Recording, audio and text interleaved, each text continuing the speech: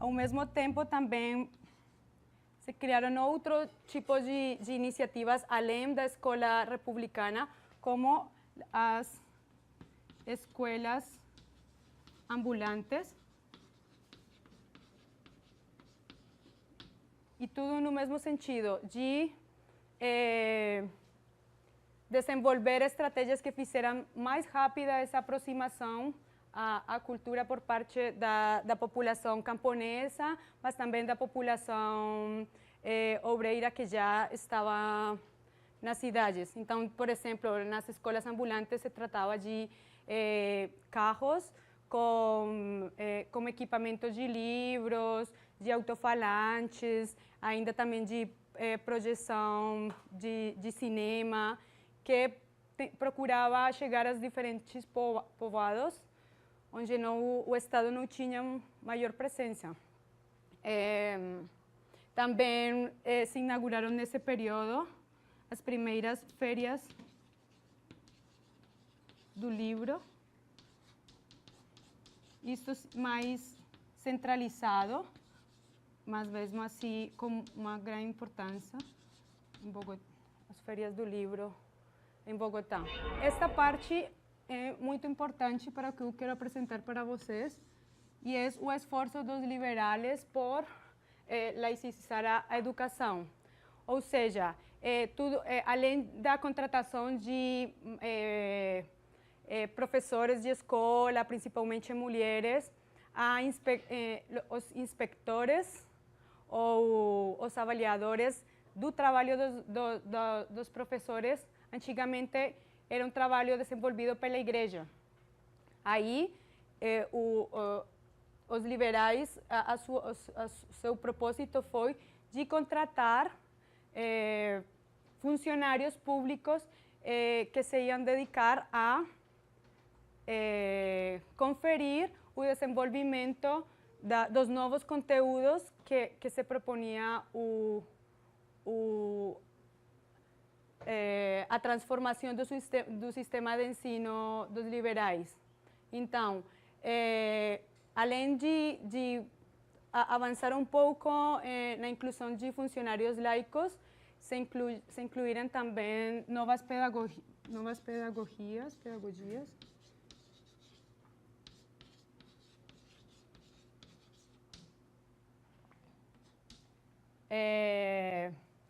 E novos materiais didáticos. Por exemplo, o esporte também. Então, eu quisera chamar um pouco a atenção de que se tratava principalmente de um país rural, com uma concentração camponesa muito forte e com um acesso à educação muito limitado. Para esses anos, os cálculos mais aproximados de 1/3 da população estava alfabetizada, 2/3 ainda não conseguiam chegar à escola nem alfabetizar-se. Além disso, também outra diferença que vale a pena aqui colocar é que a escola urbana tinha 5 anos na básica,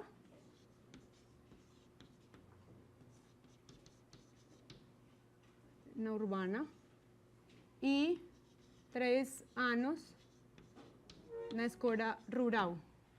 Então, um pouco o panorama, para resumir um pouco, era uma grande diferença entre o campo e as cidades, difícil acesso à educação e à escola básica, e uma proposta dos liberais por ampliar um pouco, tudo com as limitações que pudesse ter. Eu me estou focando na sua proposta cultural, mas todas estas reformas liberais que também tinham importância no campo social, com, por exemplo, os sindicatos urbanos. Tinha grande confronto no Congresso. Então, essa é uma parte que eu não vou aprofundar mais, que é importante, ou seja, isso tinha muitas dificuldades pressupostárias de dinheiro, mas também políticas para levar à realidade. Então, a escola que estavam, a reforma da educação que os liberais tentavam, incluía novas pedagogias que eram que já no mundo já estavam se desenvolvendo, muito mais afastadas da religião e tudo isso, da devoção, por exemplo, à Virgem Maria. Materiais didáticos como o aproveitamento do cinema na escola, que não era em todas as escolas, mas se proponia levar o cinema, o rádio, a escola, a sala de aula, novamente, com todas as limitações que pudesse isso ter. Também a criação de novas imagens para as salas de aulas, para enfeitar as salas de aula. Então, se estavam tirando um pouco as imagens que já vinham desde o século XIX, e então vinham novas imagens que faziam referência à infância, aos próceres da independência. E então, frente a todas estas transformações, a igreja não teve outra coisa mais que se opor durante todo esse processo. Então, um dos mais importantes oponentes às transformações dos liberais, além dos conservadores, era a igreja. Então, as confrontações iam em diferentes níveis, como os obispos que encaminhavam cartas, lembrando do concordato, lembrando do compromisso que o país tinha com a educação religiosa, mas também os níveis da confrontação podiam chegar aos mesmos povoados, onde o pároco do povoado podia se enfrentar à maestra da escola, que estava ensinando basquetebol aos meninos, ou que colocavam um uniforme novo, com shorts, e para o pároco desse povoado era uma coisa que ia contra tudo a ordem natural e a tradição que eles defendiam. Então, essa confrontação entre párocos, maestros, inspectores, se desenvolveu desde os mesmos povoados e chegou ainda a chegar a outros níveis de confrontação que podiam até involucrar o ministro ou um obispo onde levavam as suas queixas. Então, foram anos de forte confrontação, mesmo que nem todos os governos tinham a mesma... estou tentando fazer um panorama muito geral, mas nem todos os governos tiveram a mesma força transformadora. Então, um dos governos mais transformadores e que buscou mais se aproximar aos grupos populares foi o governo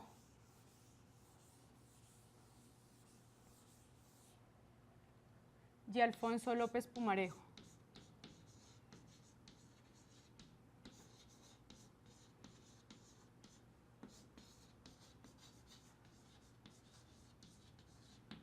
Que gobernó entre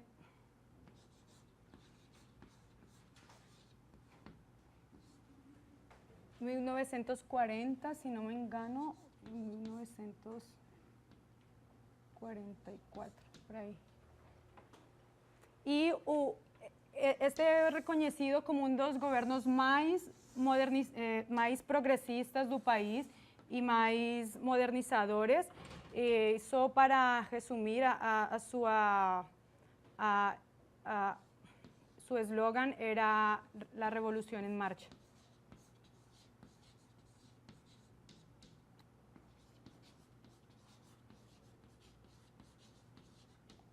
Já todas as transformações que ele propôs no seu governo tiveram muita resistência de diferentes setores. Sai do seu primeiro governo, o próximo governo é um pouco mais moderado, e ele volta no ano de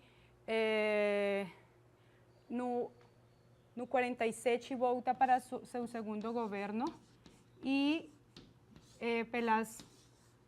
o ambiente político, social, de protestos, de resistências, ele mesmo fala que tinha que desacelerar a sua revolução. E, por exemplo, o enfrentamento com a igreja já não ocupava um primeiro lugar, como no seu primeiro governo, sino que já não se esforçaria tanto nisso como em outros problemas que estavam acontecendo, como as confrontações partidárias em diferentes regiões do país, por exemplo. Estou lembrando um pouco este governo só para sublinhar que não se tratou de um período homogêneo, que teve maiores transformações em uns governos do que em outros, mas que o seu espírito era esse: modernizar o país, modernizar o Estado, e o propósito de aproximar as maiorias da população ao que consideravam a cultura legítima, ao tempo que valorar essa matriz folclórica ou essa cultura popular que tinham definido como o folclore nacional. O fim da República Liberal tem que ver com o crescimento da oposição, principalmente do Partido Conservador, da Igreja, que às vezes tinham alianças frente à necessidade de tirar os liberais do poder, e ao mesmo tempo uma crescente confrontação partidista entre a mesma população. Então, essa divisão liberal-conservadora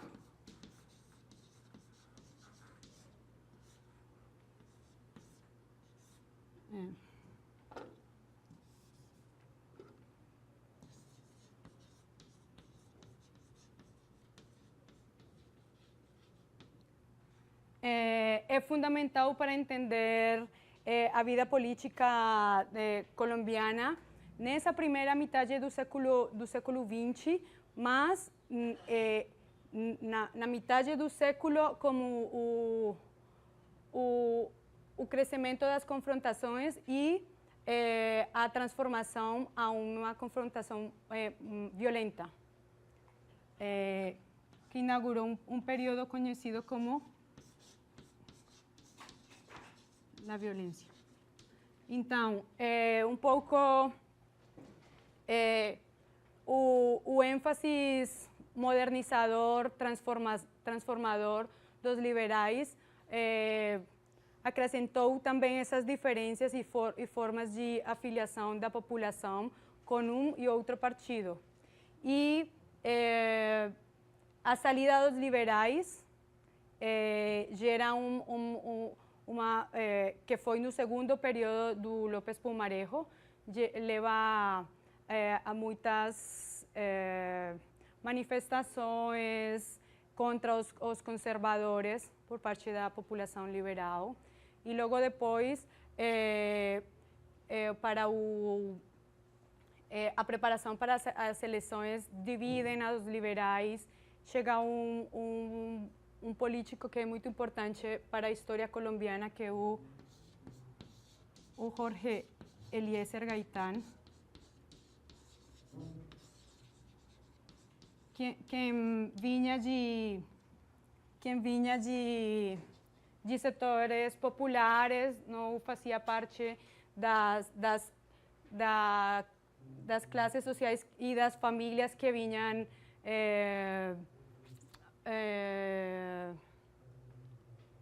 governando o país e que ganhou muita importância entre as classes populares. Os seus discursos pela rádio são memoráveis e tinha um conteúdo que pode ser definido um pouco como populista, mas que ele se encaminha para... ele vai ser um candidato liberal em meio das divisões que surgem no partido e com uma forte possibilidade de ganhar, mas que é assassinado no ano de 1948, onde se gera um fenômeno conhecido como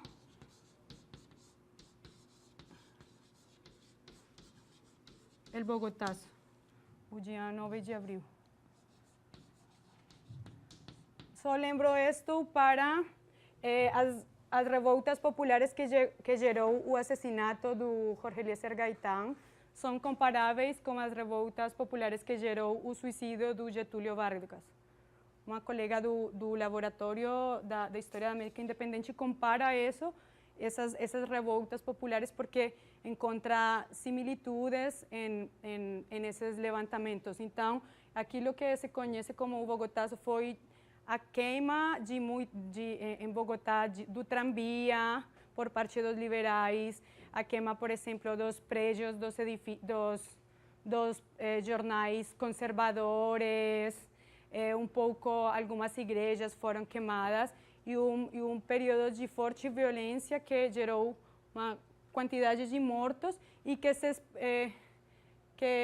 também se disseminou um pouco por outras regiões do país e que tem algumas relações com esse período conhecido como a violência e o crescente descontento popular.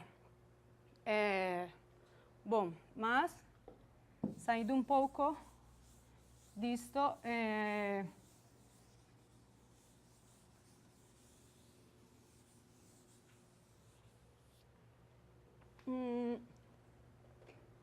a igreja que se opuso durante todo esse período a essas formas de massificação da palavra escrita, as formas de massificação da escola, no ano de 1947, quando estava terminando o período dos liberais, no município de Sutatensa, que é um município muito próximo de Bogotá, nos Andes colombianos, no centro do país, que é um município que fica num departamento de uma tradição muito conservadora.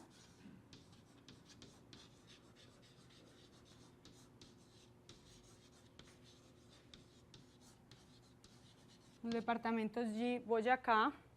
Nesse momento, o novo pároco desse município, que era um pároco jovem que estava chegando, que tinha uma trajetória de experimentação radiofônica, estava criando uma primeira emissora educativa nesse povoado. A emissora tinha também o mesmo nome do município. Então, nesse ano se estava iniciando o que é conhecido como Rádio Sutatensa.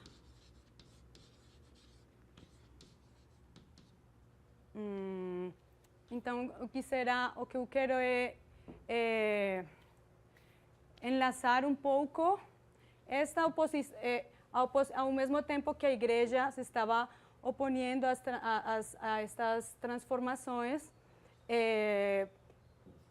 se estava criando esta primeira experiência de uma rádio educativa, com mesmo que era uma experiência pequena, num povoado muito pequeno, muito de umas formas onde os camponeses, a sua forma de trabalho com a terra era de um microfúndio, ou seja, pequenas porções, um departamento com um atraso técnico em comparação com os departamentos onde, por exemplo, o que se chama como o eixo cafeteiro na Colômbia, já tinha outras formas de produção muito mais modernas. Neste caso, era um povoado bem mais, digamos, atrasado. Mas que o párroco deste município, o Joaquim Salcedo,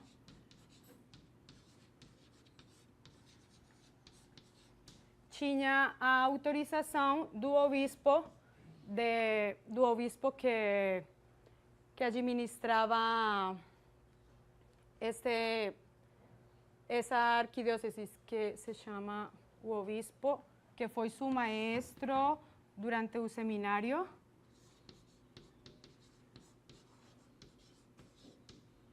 O Cristano Luque.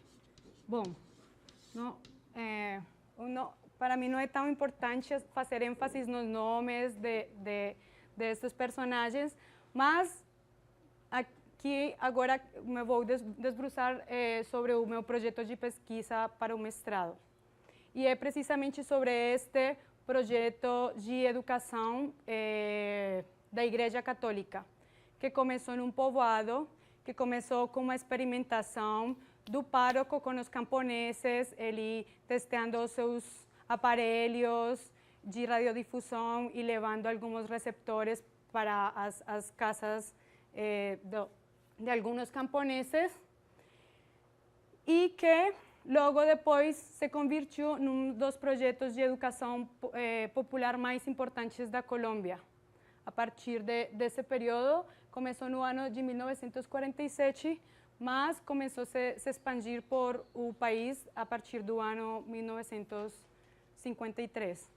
Então, aí, o que agora vou tentar é fazer um contraponto com a proposta dos liberais e a nova proposta de educação massiva que a igreja estava adelantando, um pouco as contradições de uma frente à outra e as estratégias. O que isso permite ver um pouco o dinamismo, porque às vezes a gente imagina a igreja como uma instituição que só tem uma posição e que nunca se transforma, mas que no caminho, tentando, como neste caso, manter o seu controle sobre os seus fiéis, transforma, muda e cria novas estratégias para se aproximar também da população. Então, lembremos que é um período de crescimento da cidade, que as cidades já estavam começando a crescer de uma maneira muito mais acelerada, que a influência que trazia um pouco a modernidade, com as músicas, o cinema, os livros também, já era um pouco difícil de conter através da proibição.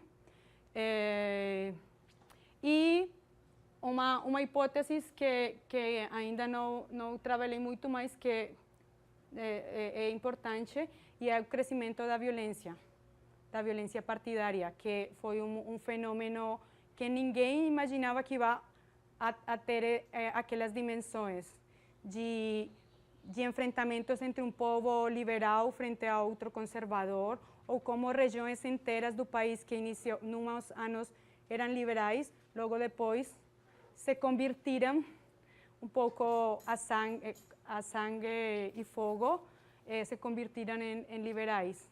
Então, além disso, esse período de violência tem uma característica, e é a forma assevícia, não sei se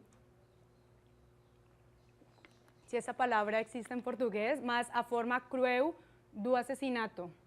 Então, nos jornais, todo o tempo das capitais, as notícias do que estava acontecendo nos diferentes povoados eram de uma confrontação muito sangrenta que estava já acontecendo, e que gerou a saída dos governos desse momento.